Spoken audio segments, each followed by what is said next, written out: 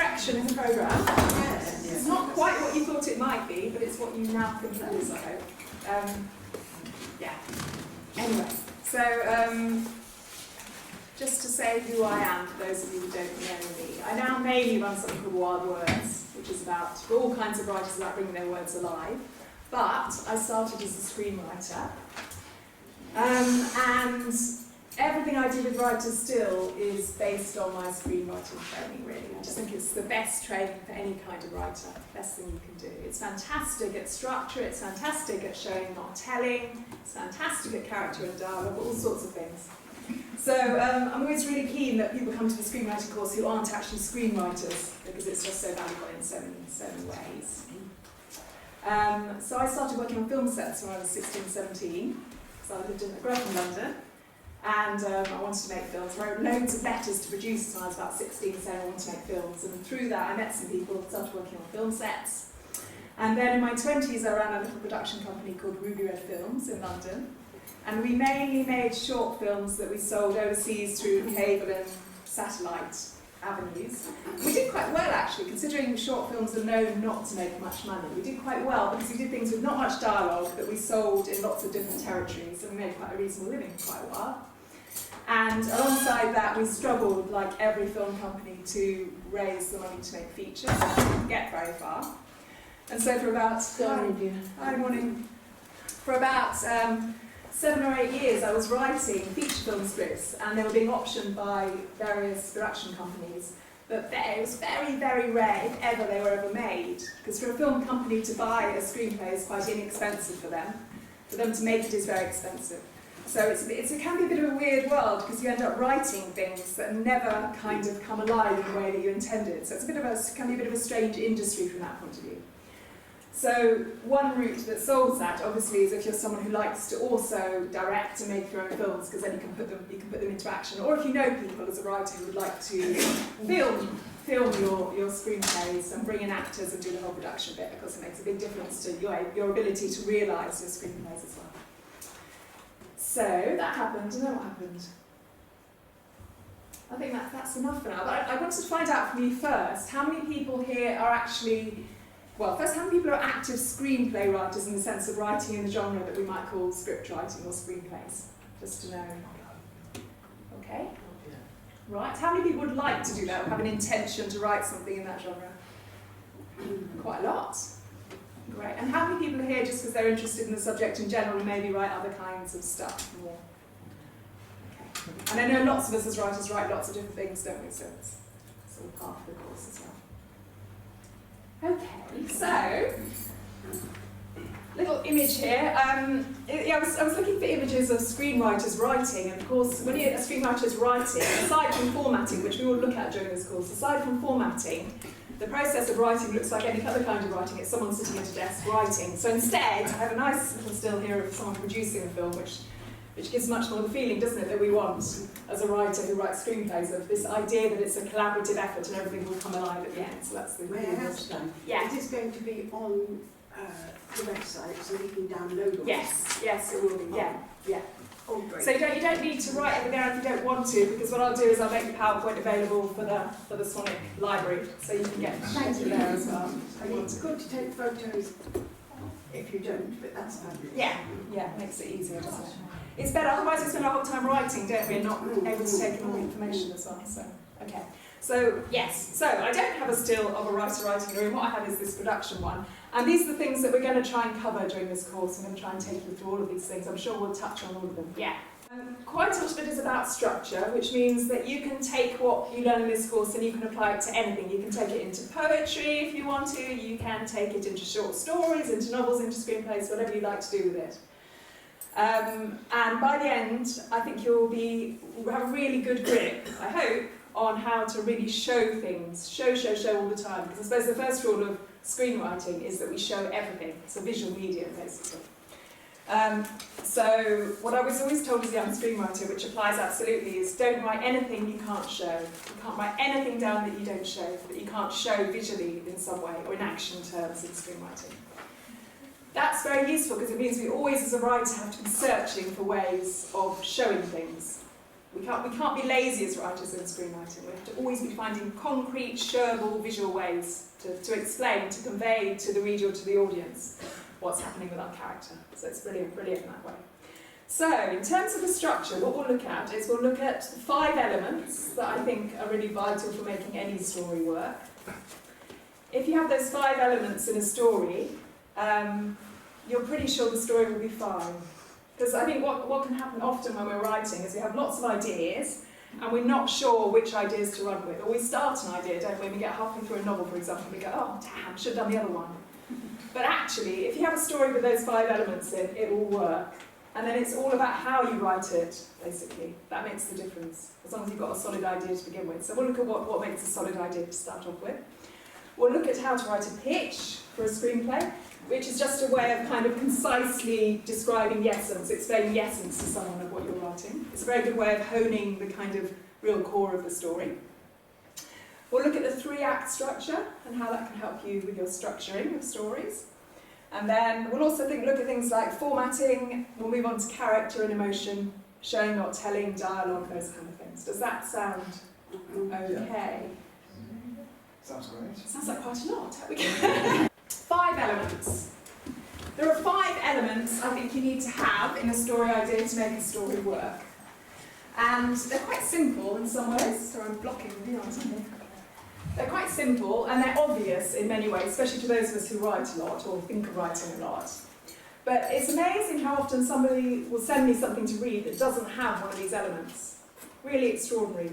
And if you miss one of them, it really affects how strong the basis and the structure of your story is. Okay? So the first one is situation. Any story you write needs a precise, specific place and date and time. Yeah? It's a little bit variable according to genre. So at one extreme you might have, say, fairy stories which don't often have a very specific location.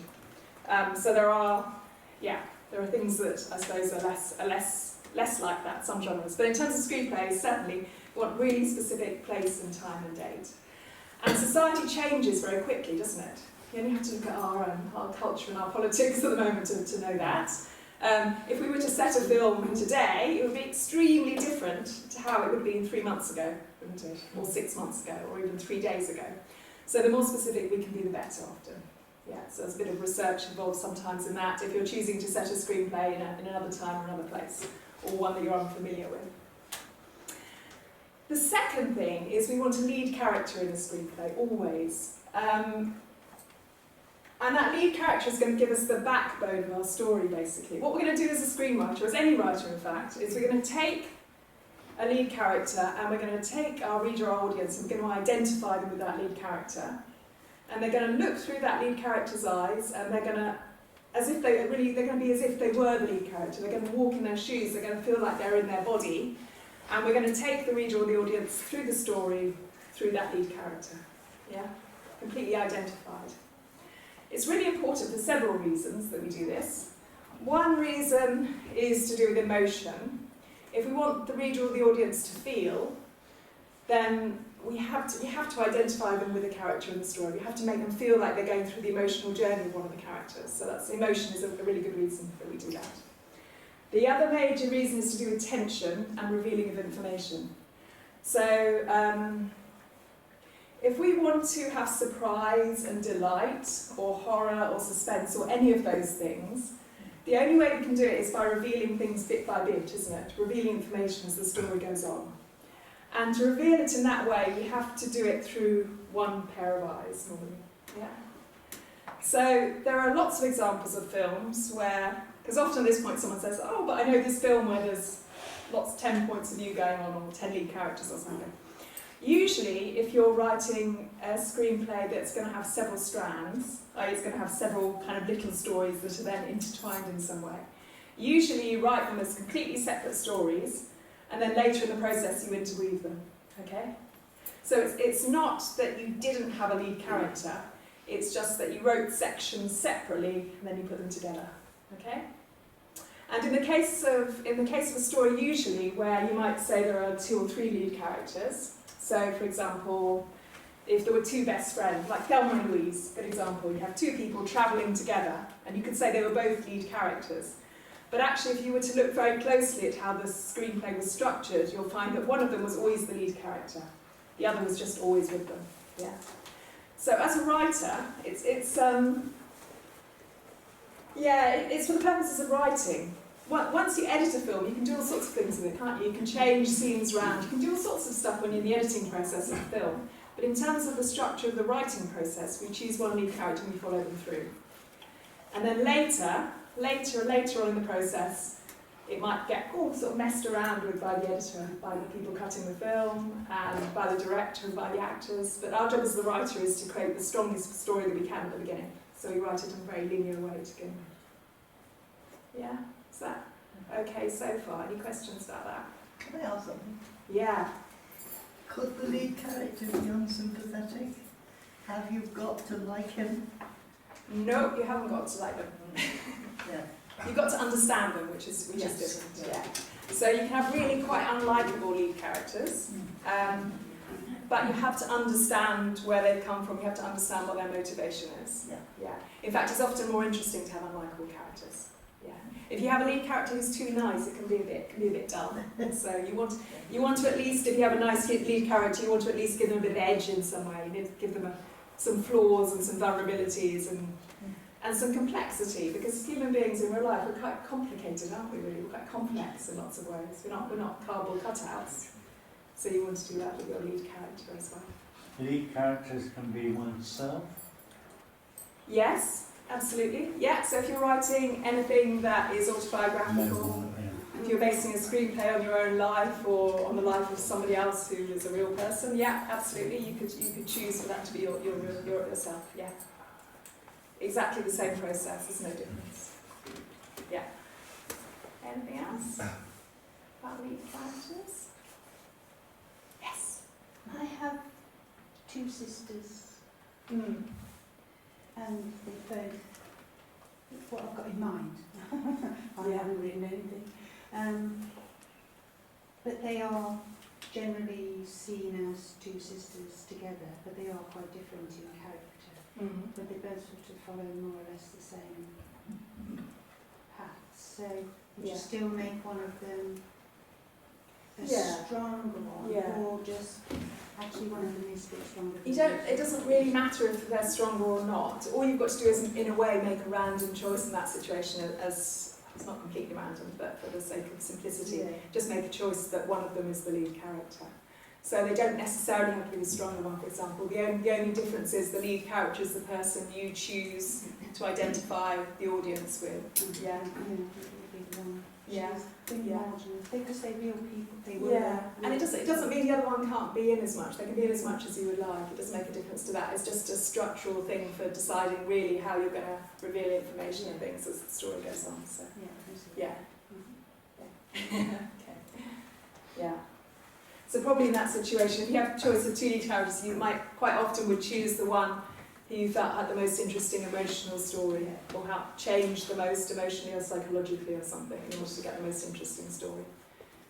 Or who had the most struggles, so there was lots of tension. Something like that would probably determine your decision about lead character.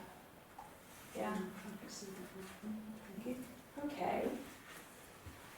So that lead character, whoever it is, needs an objective of some kind in the story. Yeah, it's very hard to care about a character who doesn't care about anything. Yeah. So, example I sometimes give is, if someone woke up in the morning and they thought they might climb Everest, and they woke up and thought, oh, I might climb Everest, nothing on the TV, I suppose I could, nothing else to do, hope I'm back for lunch. It's quite hard in that situation, isn't it, to care about whether they climb Everest or not, because you know that they don't care.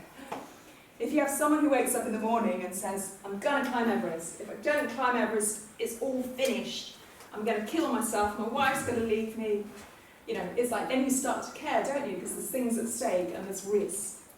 So for that reason, we always want to have a lead character, a hero, who has an objective, who wants something.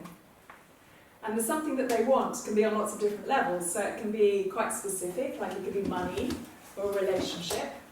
It could also be slightly more abstract, like happiness, something like that. So you can work on lots of different levels, but we have to have a sense of them having a strength and a passion about something somewhere underneath. But that passion can sometimes just be to get out of the difficulty that you've thrown them into. So they, when you start, they have no passion about it. It's just, I'm getting up, I'm thinking, maybe not climb Everest, but so do this. And then their world explodes, and their objective is then just get back to.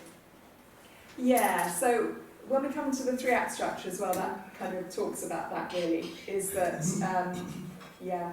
a character usually gets to a point where they want something positive, but to get to that point they may have to have gone through a load of getting rid of stuff or surviving something in order to get there as well. Or, as you say, it's perfectly valid that a character can have an aim which is to get out of the situation, to escape, to survive, something like that would work, which works fine because it's strong, it's proactive. As long as they're making, it's like you've been told before about having proactive characters in stories. You want characters to be proactive, so they're doing things, they're trying to get things, they're trying to achieve things.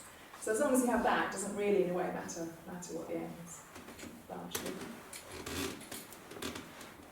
Okay, so situation, lead character, objective, opponent, antagonist, value, all words for the same thing really. It's the obstacle, the thing that gets in the way of your lead character getting what they're trying to get, basically. Yeah. So the antagonist could be a person, it could be an animal, it could be a tornado, it could be all sorts of things. It doesn't necessarily have to be human either. It could also be another part of the hero. There's something called an internal antagonist, just to complicate it slightly. But you can have a situation where you have a hero and there's another part, there's a hero who wants something, but there's another part of themselves that's stopping them from getting it. So within that one person you have both the hero, the protagonist, and you have the antagonist in the same person. Yeah. So you often see that, and some of the best films are like that, because they're about this complex character. You also frequently see it in films about mental illness, for example, those sorts of things. So we have people who are struggling with themselves in some way or another. Yeah. That's the one that often gets missed. Things I'm sent to read, it's very interesting that people send things often where there's a hero and a protagonist and they're going along their little life and having a nice time and a few little things happen, but nothing much gets in their way. And if there are no obstacles for your protagonist, then it's like, why would anyone care, really? It's like, yeah. The journey of a hero, of your lead character, is not to do with creating an invulnerable, strong, resistant person. What we're doing when we create a hero is we're presenting someone who, despite their fear, does things anyway. So they still feel fear and they feel weakness and they feel all sorts of things. But what makes somebody a hero is their ability to do things despite that, despite feeling that. Yeah. That's really, really important. Yeah. So we don't need to talk about strength in lead characters. What we need to talk about is complexity and lots of emotions and their ability to find their courage to achieve something and to do something. That's what we're really focusing on. Yeah, and to make it work well, we need some sort of baddie. Yeah. You can also have situations like, if you think of something like Star Wars, if you think of Darth Vader, it's pretty clearly, isn't he, the antagonist in that? Or in some of the films at least. I haven't actually seen the last one. Anyway, he's clearly the antagonist. But what he has is loads of soldiers, doesn't he? Loads of minions who do his dirty business for him. Yeah. So in that situation, he is the antagonist, but there are lots of people who represent him who could also say we're antagonists. Yeah. And he is the most popular, the most remembered, and by the little boys as well. Yeah. The children is really the most popular, not the hero. Isn't that interesting? Yeah, that's true. That's true. We all love a good baddie, don't we? Yeah. Okay, the fifth thing, this word disaster. Okay, so the fifth thing you need to make a story work well is you need a sense of a possible disaster, right? So in the way that it's used in film terms, the disaster doesn't necessarily need to happen. The disaster is what we fear, as the audience or the reader, might happen if everything goes wrong for our lead character. So it's the worst case scenario for our hero. Does that make sense? Yeah? So if the person who wants to climb Everest, if they don't succeed, they fear they will die, their disaster is their death. Okay, it's the worst possible thing that might happen to them. Yeah. The point of that is that we plant a little seed in our in the brains of our audience or our reader, so they have this little niggly fear all the time that that worst case scenario might happen, and that's what keeps them engaged to some extent. It's not the only thing that keeps them engaged, it's one of the things that keeps them there reading or watching or listening, is this fear that if the hero doesn't get what they want, then this terrible disaster will happen. So that's number 5, disaster. Okay? All good? Yeah. Bridget, if you're doing a series as opposed to a one-off, would this apply to each episode? Yes. Yes. So if you're doing a series, question was if you're doing a series, would this apply to each episode? Yes, it would. So it would apply to each episode, and it would also apply to the series as a whole. Yeah. And when we talk about the 3-act structure, the same is true, that each episode has a narrative arc, a 3-act structure, and the series as a whole will also have one. So yeah. So it's like they're little like microcosms and macrocosms of the same thing. Yeah. Yeah, see, yeah. Would you also set a deadline to help with the disaster to kind of keep the pace going? Yeah, so time locks. We're talking about time locks really. So yeah, time locks are good. So a sense of time ticking down in some way is very useful in some way. Yeah. So if you can find a way to do that, do it. If you can find a way to say the world's going to explode in the next 3 minutes, if I don't save the world, then do it. Yeah. And it could be the time scale. Obviously, it could be a week or a month or a year or 10 years, or however you do it. But it gives a sense of jeopardy to add that. Yeah. So it's useful to do that. It's a good thing to do. Yeah. Can I just ask, this feel, I understand it, but this kind of feels like a dramatic film, screenplay. I like writing comedy. It's obviously, I can see where it could fall in, but it's obviously quite small. There's no disaster, but disaster I've not written about anyway. So I mean, is it different-sided with the comedy? No, so that's great. I love comedies. I've always written comedies. I love comedies. So it's the same actually. It's like, if we talk about this, it does sound quite big, doesn't it? It's quite big, it's quite dramatic. Yeah. But actually it's not at all. So an important thing about screenwriting is what makes it work well is not making action big all the time, it's making emotion deeper all the time. Yeah.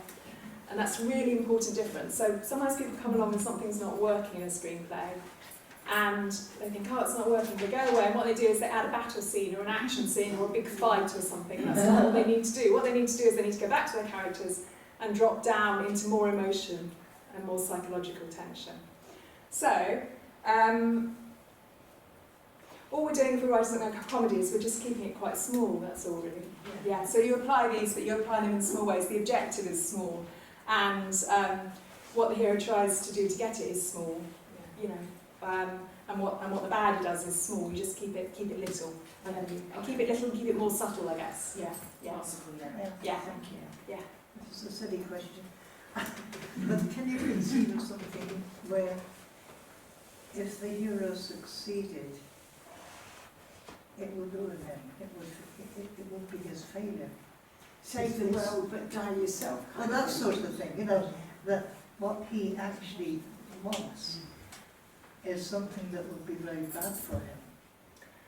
Yeah. Do you see what I mean? When, if he succeeds in doing that, now I don't know what would happen then, because he'd cease to be a hero, wouldn't he? But yeah, that's a really good question. Do you hear that question? What, is there could be a scenario where a hero wants to achieve something, but it's actually bad for them to achieve it? Yeah. So again, when we look at the 3-act structure, I think that will answer that in some ways. That there are often stories where the hero thinks they want something, and when they get it, it turns out to have been the wrong thing, and they had to look for something else. And there's a difference between the aim of a hero and the strategy they use to get it, yeah? So, I might want to be happy, and I might try 20 different ways for being happy. And it's only, we'll look at the 3-act structure, but it's only when I try things and it all goes wrong that I realise what the right strategy is. So what changes is the strategies, not the aim. The aim stays consistent from the beginning to the end, okay? If you're writing a story about someone who wants to be happy, they need to want that right through the story to the end of Act 3. whatever the aim is, they have to want it all the way through. What changes is their strategy. So a character who's trying to get it, things in the wrong way will learn at some point usually. And then at the end, they realised that actually what they'd got was damn good. And they were happy. It's like real life, isn't it? In life, Yeah, it's just like It's getting more like real life. Yeah, every yeah, minute. yeah. It is exactly. That's why it should be like real life. it is. It's exactly like real life.